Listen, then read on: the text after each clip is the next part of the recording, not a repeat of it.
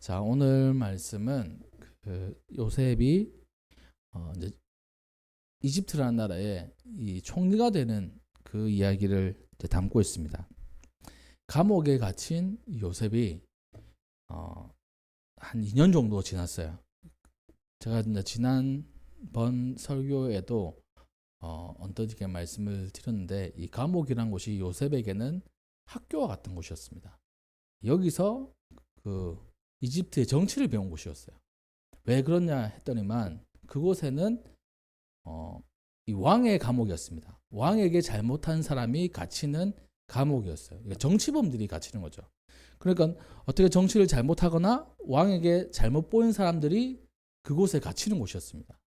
그러니까 다 갇히는 사람들이 이집트의 이 정치나 경제나 문화나 여기에 내놓으라 했던 사람들이었던 거예요. 근데 뭔가 실수를 하거나 잘못해서 거기에 갇혀 있었습니다. 그 사람들하고 지내면서 이집트의 정치 그리고 경제 뭐 이런 것들을 요셉이 배웠다고 봐요. 그리고 국무총리가 될 수 있는 그런 기본적인 지식을 그곳에서 이렇게 습득했다고 저는 생각을 합니다. 그렇게 시간이 지난 다음에 이 꿈을 해석해줬죠. 술 따르는 관원장과 또 빵 굽는 관원장의 꿈을 해석해줬는데, 한 명은 복직을 하고 한 명은 이제 매달려 죽었어요. 그러니까 복직한 사람에게 요셉이 부탁을 합니다. 나를 좀 기억해 주십시오. 근데 까먹어 버렸어요. 그리고 2년이 지난 겁니다. 그러니까 오늘 본문 말씀 41장에는 41장 1절에 보면 만 2년 후에 바로가 꿈을 꿨습니다. 두 가지 꿈을 꿨어요. 나일 강가에 서 있는데 어떤 꿈이냐면, 아름다운 살찐 7암소가 강가에서 올라와서 막 뜯어먹는 거예요. 근데 그 뒤에 또 흉하고 파리한, 그러니까 빼짝 마른 소가 올라와가지고 이 살찐 소를 다 먹어버리는 겁니다. 이걸 이제 꿈을 꿨던 거예요. 또 잠이 들었어요. 또 한 꿈을 더 꿉니다. 여기 보니까 가늘고 한 줄기에 무성하고 충실한 7이삭이 딱 나오는 거예요. 근데 그 후에 또 가늘고 동풍에 마른 아주 빼짝 마른 그런 7이삭이 나와가지고 그 무성한 또 충실한 7이삭을 다 먹어버리는 겁니다. 그래서 깜짝 놀래가지고 이 바로가 깼어요.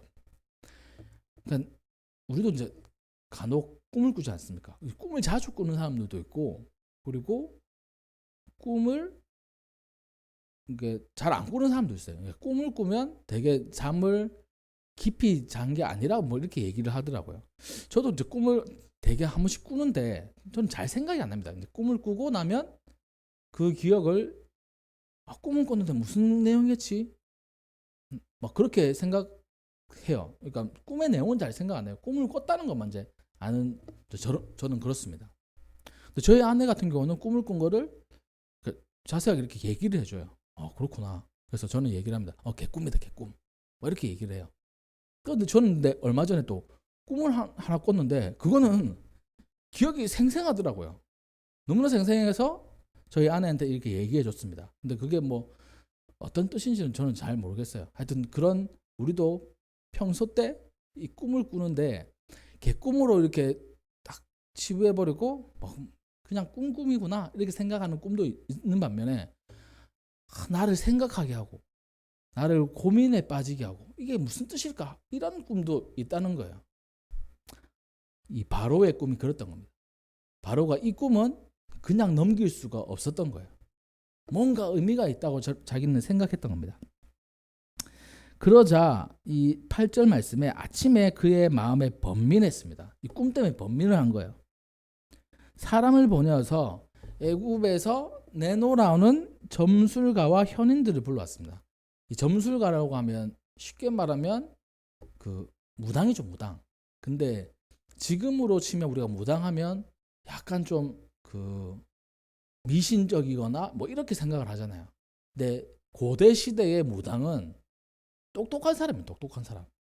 신과 가까이 있는 사람이라고 생각했기 때문에 가장 똑똑한 사람들 중에 이 점술가들이 있었어요. 그리고 여기 보면 현인, 지혜로운 사람들 싹 부른 겁니다. 이집트에서. 그 고대의 이 큰 나라였던 이집트의 점술가와 현인들, 이 똑똑한 사람들을 다 불러 모은 거예요. 다 불러 모아가지고 물어봅니다. 내가 꿈을 꾸었는데 이 꿈을 좀 해석해 봐라, 이렇게 한 거예요. 그렇다면 그 똑똑한 사람들이 그 꿈을 해석하지 못하는 겁니다. 바로에게 해석하는 자가 없었더라 라고 성경에 얘기를 하고 있었어요. 이게 무슨 뜻일까? 많은 고민도 하고 연구도 했지만 그들에게는 이 꿈을 해석할 만한 지혜가 있지 않았던 겁니다. 그때 술 맡은 관원장이 바로에게 얘기를 합니다. 제가 깜빡하고 있었던 것이 하나 있었습니다. 그것이 무엇이냐면 제가 예전에 왕에게 죄를 범하여 가지고 감옥에 갇혀있을 때 이런저런 일이 있었는데 그 속에서 요셉이라는 사람이 있었는데 제 꿈을 해석했더니만 진짜 그대로 됐습니다. 그 친구가 그러니까 자기를 좀 기억해 달라고 했는데 제가 까먹고 있었습니다. 지금 왕께서 그 꿈을 말씀하시니까 제가 예전 기억이 떠올랐습니다. 왕 앞에서 제가 죄를 범했습니다. 이렇게 얘기를 하는 거예요. 그래서 급하게 이 바로는 사람을 보내가지고 옥에 있는 이 요셉을 부르게 됩니다. 보니까 요셉이 곧 수염을 깎고 그의 옷을 갈아입혀서 바로에게 들어간 거예요. 이 왕을 대할 이 자세, 또 그 의식이라 해야 되나요? 하여튼 매너를 이렇게 딱 챙기고 이렇게 간 겁니다. 왕 앞에는 아무 때나 갈 수가 없으니까요. 그래서 그 바로가 요셉에게 말했습니다. 내가 꿈을 꿨는데 해석하는 자가 없었다. 근데 너는 능히 해석한다고 내가 들었다. 할 수 있겠느냐? 그래서 요셉이 대답하죠. 내가 아니라 하나님께서 왕에게 편안한 대답을 해 주실 것입니다. 왕이 듣기에 알맞은 대답을 해 주실 것입니다. 라고 이렇게 얘기를 하는 겁니다. 그러니까 이 요셉의 능력이 아닌 거예요. 하나님께서 이 꿈을 해석해 주시는 겁니다. 그러니까 우리가 딱 생각할 때 우리가 할 수 있는 능력들 있잖아요.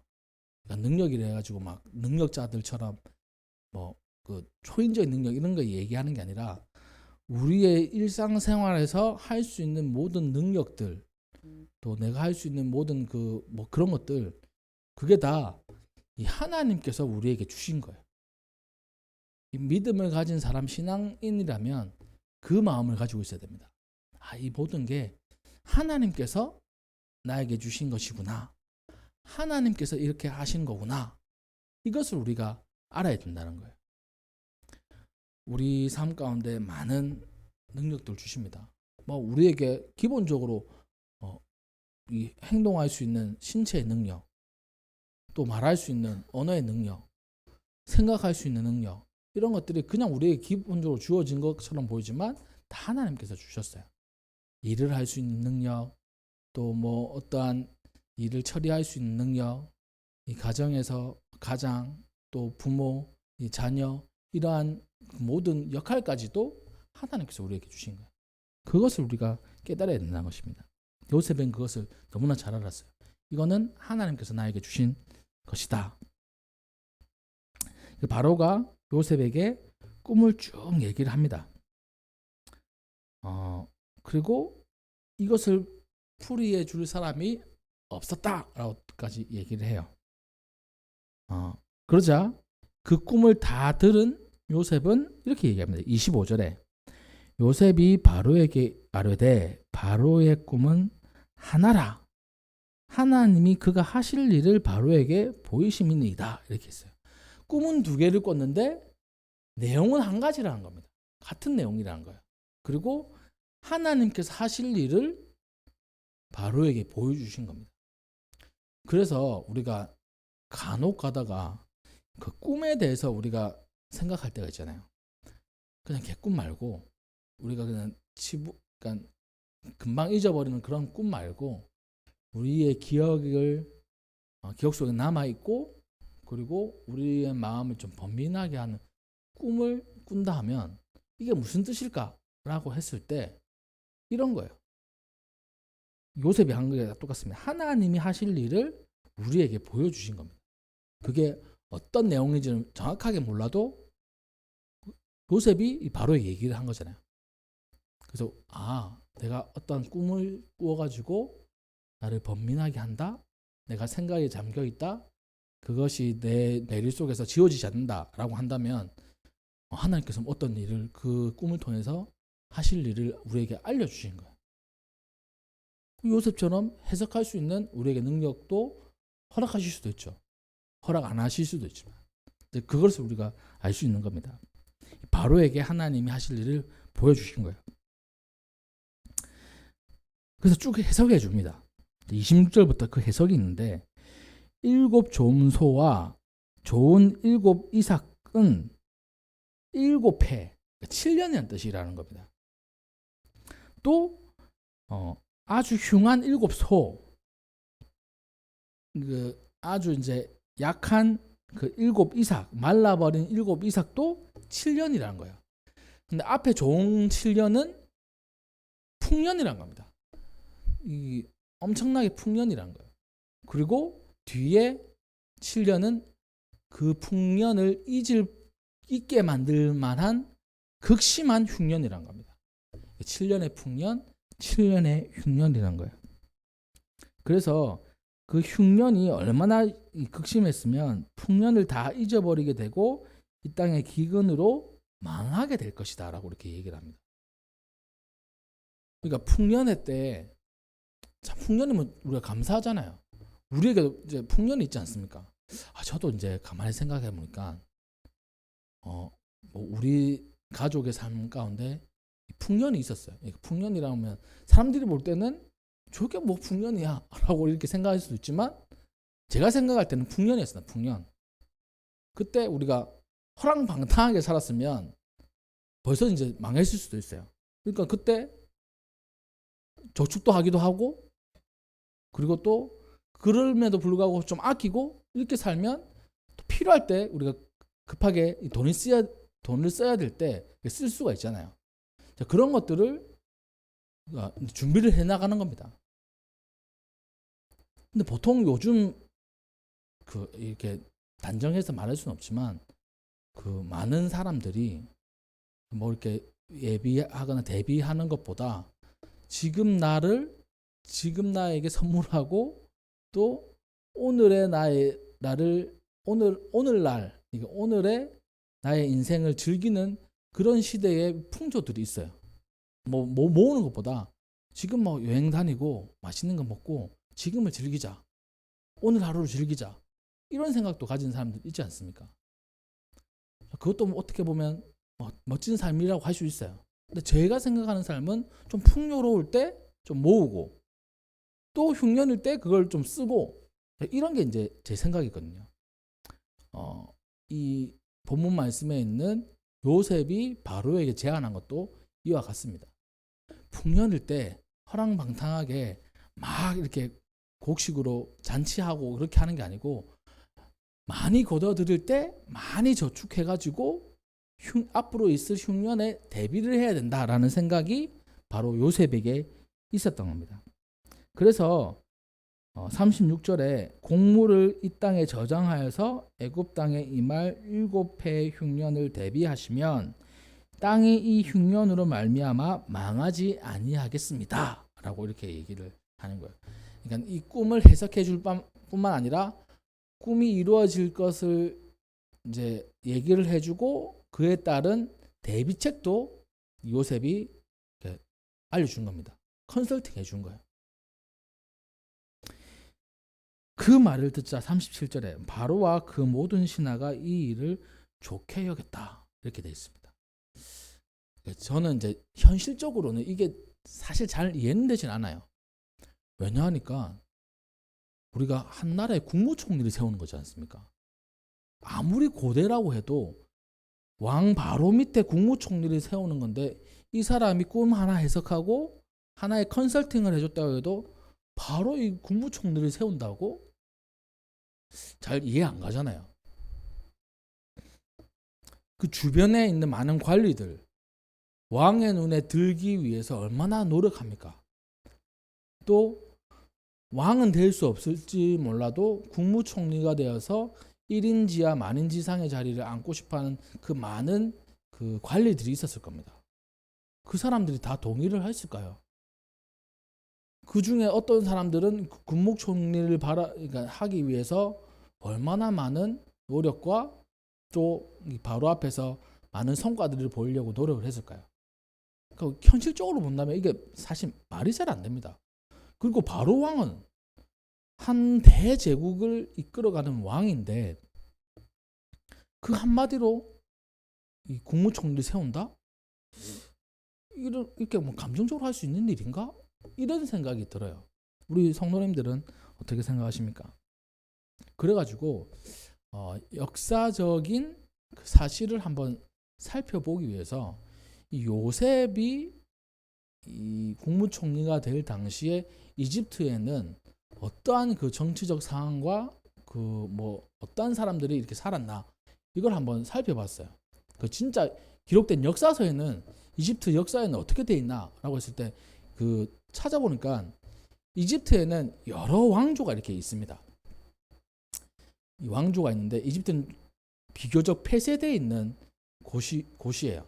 사막으로 둘러싸여 있고 바다로 둘러싸여서 유럽 사람들이 오려면 바다를 건너오거나 아니 밑에서 올라오려면 사막을 지나와야 되고 폐쇄되어 있습니다. 아시아에 쳐들어오려면 가나안 땅을 그 좁은 가나안 땅을 타고 이렇게 와야 되고 그래서 이집트가 오랜 시간 동안 대제국을 이룰 수 있었던 그 요소 중에 한 가지가 좀 폐쇄적이기 때문에 그런 거예요. 유물들도 엄청 잘 남아 있습니다. 다른 고대 문명들의 유물들은 다 도굴당하고 많이 안 남아져 있다고 해요. 근데 이집트는 엄청나게 많이 남겨져 있는 거예요. 그렇게 많이 도굴 당했는데도. 그리고 이런 것도 있더라고요. 이제 그 유튜브 한번 보니까 이집트에는 이 유물들이 많긴 많은데 그 이집트에 한 가지 축복이자 저주가 하나 있습니다. 이 나일강의 범람이에요. 이 나일강이 우기 때 팍 범람을 해가지고 흙이 싹 쓸려 내려가잖아요. 그러면 흙들이 이제 평평해지고 곡식이 잘 자랄 수 있는 상태가 되는 겁니다.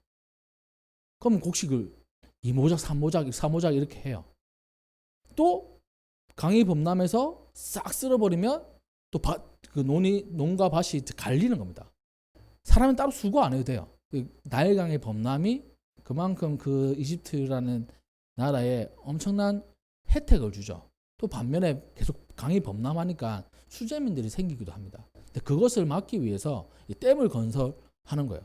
근데 댐을 건설하면 우리가 댐 하면 우리나라도 그런데 그 수몰되는 지역이 생깁니다. 댐을 세우면 이렇게 흐르는 강을 댐을 세우면 물이 갇히니까 갇힌 공간에는 이제 수몰이 되잖아요. 수몰되는 공간이 생기니까 거기에 유적들이 엄청 많은 거예요. 이집트 정부에서 얘기를 한 겁니다. 유적을 어떻게 하지?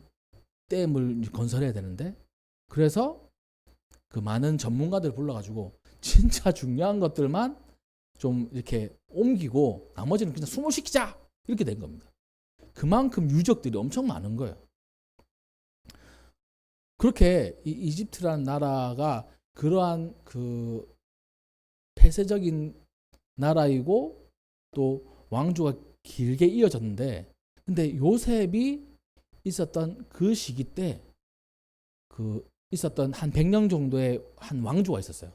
보니까 그 힉소스 왕조라고 하더라고요. 이 힉소스 왕족은 이집트 민족이 아니고 외부 민족인 거예요. 외부 민족.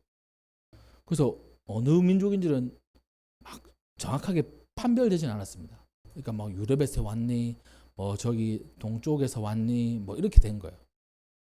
그러니까 이집트민이 아니라 외부 민족이 들어와 가지고 왕조를 일으키고 이집트를 이게 지배한 게 바로 힉소스 왕족입니다. 그 시기 때 이 요셉이 총리가 된 거예요. 그러니까 어떻습니까? 보통 이제 민족성을 중요시하는 사람들이라면 자기 민족 아니면 잘 이렇게 품지 못해요. 민족성이 강한 사람들은. 근데 힉소스 민족은 그 왕조는 다른 데서 왔기 때문에 외부 사람에 대해서 반감이 없는 겁니다. 요셉은 히브리 사람이잖아요. 반감이 없어요. 또 어떤 그 학자들은 요셉과 같은 그 근동 지방에 있었던 셈족이 아마 힉소스 왕조의 그 사람들일 것이다. 이렇게 얘기하는 사람도 있습니다. 같은 곳에서 살았던 사람이기 때문에 아마 반감이 덜했을 것이다. 뭐 이런 식으로 해석을 하더라고요. 그러니까 요셉을 받아들이기에 그냥 이집트의 왕보다는 좀 더 받아들이기 쉬웠을 것이다. 이렇게 해석을 하는 겁니다. 어찌됐든 그 바로 왕이 요셉을 등용을 했어요. 자기가 생각할 때 요셉이 지혜로운 사람이었던 겁니다. 왜냐합니까? 그러니까 그 바로의 마음을 한번 우리가 헤아려 보자면 그 똑똑한 사람들, 현인들, 점술가들 다 이거 해석 못했는데 요셉을 해석한 거예요. 그러니까 이 똑똑한 사람에게 나라의 일을 맡기면 더 잘 되겠다 생각을 하게 된 겁니다. 그래서 요셉을 총리로 세웠던 거예요. 바로 밑에서 온 나라를 통치하게 했던 겁니다. 여기 보니까 이렇게 돼 있어요. 이 바로가 그의 신하들에게 이르되 이와 같이 하나님의 영에 감동된 사람을 우리가 어찌 찾을 수 있으리요? 요셉에게 이르되 하나님이 이 모든 것을 내게 보이셨으니 너와 같이 명철하고 지혜 있는 자가 없도다. 너는 내 집을 다스리라 라고 얘기합니다. 그러니까 인정을 한 겁니다. 인정을 받은 거예요. 단 한순간에. 그리고 총리가 되게 했어요. 자기의 인장 반지, 이 도장이 있는 반지를 빼서 요셉에게 주었습니다. 그리고 그 세마포 옷, 세마포 옷은 귀족이나 제사장 이런 지위가 있는 사람들만 입는 옷이에요. 그것을 입히고 금사슬을 목에 걸고 수레를 태워서 그 바로가 다스리는 이집트에 이렇게 행차하게 하는 겁니다. 이렇게 요셉은 하루아침에 이 감옥에 갇혀있는 죄수에서 총리가 되었어요. 신분이 완전히 변화된 거죠. 그리고 그에게 그 온의 제사장 보디베라의 딸 아스낫을 주어서 아내로 삼게 하고 요셉이 이제 온 땅을 순찰하면서 다스리게 되었습니다. 그때 나이가 30세였던 거예요. 30세. 13살에 가나안 땅에서 이게 팔려와 가지고 17년 동안 종 그리고 그 죄인 이 신분을 이렇게 살다가 30살 때 총리가 되었습니다. 어떻게 보면 우리가 이것을 볼 때 많은 그 성경을 읽고 또 신앙생활 하는 사람들은 하나님께서 요셉에게 복을 주셨다 이렇게 생각해요. 사실 맞기도 하죠. 여러분들 아마 자기가 요셉이라 생각하고 17년 동안 종으로 살고 죄인으로 살고 끝내는 총리가 된다 라는 그 결과가 딱 정해져 있을 때 17년 동안 종과 노예로 살면서 총리가 되고 싶으세요? 아니면 그냥 총리 안 되고 평범하게 살고 그냥 이렇게 살고 싶다. 어떤 삶을 원하세요? 저는 그냥 총리 안 돼도 되니까 평범하게 살고 싶어요. 이게 하나님의 축복이기도 하지만 총리가 된 것에 있어가지고 제가 볼 때는 제 생각에는 총리 안 돼도 그냥 평범하게 아버지 집에서 잘 사는 게 더 나은 것 같아요. 이게 축복이 아닌 것 같아요. 이렇게 생각 들기도 합니다. 또 한 가지는 우리가 요셉이라는 사람의 인생 성공 스토리를 보면 딱 총리가 됐을 때 정점을 찍은 거잖아요. 그러면 와, 요셉이라는 사람이 처음에는 금수저 집안의 이 아들로 태어나서 잘 살다가 폭망해가지고 종도 되고 죄인도 되어가지고 그 인생 역경을 이겨내서 마침내 총리가 되었다. 그 인생 역전의 스토리, 성공 스토리로 우리가 받아들인다면 이것도 약간 이상해요. 왜냐하니까 저는 이 요셉을 하나님께서 이 총리로 만들어 주신 것은 다른 것이 아니라 바로 야곱과 그의 가족들이 이집트에 와서 7년 흉년을 이겨내고 그리고 그 이집트 땅에서 큰 민족을 이루게 하시는 하나님의 뜻이 있다고 저는 보거든요. 그러니까 요셉을 총리로 만들기 위해서 이집트로 보내신 게 아니라 하나님의 백성을 진짜 하나님의 나라가 되게 하기 위해서 요셉을 먼저 이 총리로 이집트로 보내시고 총리로 삼으신 거예요. 그게 하나님의 목적인 거예요. 그러니까 우리가 성공했을 때 만약에 이제 앞으로 우리가 성공했다. 하나님께서 나를 성공시키시구나. 이게 목적이 아니라 나의 성공을 통해서 하나님께서 어떠한 그 목적을 이루시기를 원하시는구나. 그것을 우리가 아는 것이 좀 더 깊이 있는 신앙인의 모습이 아닐까. 그런 생각을 하게 됩니다. 우리 모두 다 성공하면 좋겠죠. 다 잘 살면 좋겠죠. 근데 그게 목적이 아닌 거예요. 하나님의 목적은 요셉이 총리가 되는 것 아니고 이스라엘 백성이 이집트에서 흉년을 견디고 큰 민족이 되게 하는 것이 하나님의 목적이라는 겁니다. 그것을 우리가 알아야 된다는 거예요. 이 7해 동안에 요셉은 소출이 많은 것을 차곡차곡 각 성에 저장했습니다. 또 쌓아두기 시작한 거예요. 여기 보니까 49절에 쌓아둔 곡식이 바다 모래같이 심이 많아 그 세기를 그쳤으니 그 수가 한이 없었다. 그러니까 한 가마니 두 가마니 세다가 셀 수가 없는 거예요. 워낙 또 거기는 농사가 잘 되는 곳인데 더 잘 된 겁니다. 그냥 평범해도 잘 되는 곳인데 더 잘 된 거예요. 세다가 못 세 그냥 싸게만 해 이렇게 된 겁니다. 그리고 그런 가운데 요셉은 자녀를 출산하게 되었어요. 므낫세와 그리고 에브라임이 나왔습니다. 여기 보니까 51절에 요셉이 그의 장남 이름을 므낫세라 했으니 하나님이 내게 내 모든 고난과 내 아버지의 온 집 일을 잊어버리게 하셨다. 큰 아들을 이제 낳았을 때 요셉이 깨달은 게 있었던 거예요. 그 전까지는 사람인지라 그 악한 마음이 있는 거예요. 이거 어떤 악한 마음이냐면 형들이 미운 거예요. 그렇지 않겠습니까? 자기를 죽이려 하고 자기를 팔아버렸던 형들 얼마나 믿겠어요. 만약에 제가 그 상태가 된다면 총리가 되자마자 바로 군대 보내가지고 야곱의 집에서 형들 다 끌어오라고 할 것 같아요. 17년이 지났지만 그 악한 마음, 악한 감정 사라지지 않을 것 같습니다. 요셉도 그 마음이 있었던 거예요. 그 마음 깊숙한 곳에 형들에 대한 원망, 미움이 있었던 거예요. 근데 총리가 되고 아이를 낳고 보니까 이게 나에게 주신 이 하나님의 고난의 뜻이 있구나.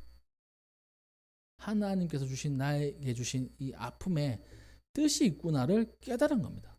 그래서 그 예전에 그 마음, 형들에 대한 미움의 마음 다 없애버린 거예요. 우리도 이러한 이 요셉의 마음을 본받았으면 좋겠어요. 우리에게 그 미워하는 마음, 또 고난에 대한 그 슬퍼하는 마음 있을 수 있습니다.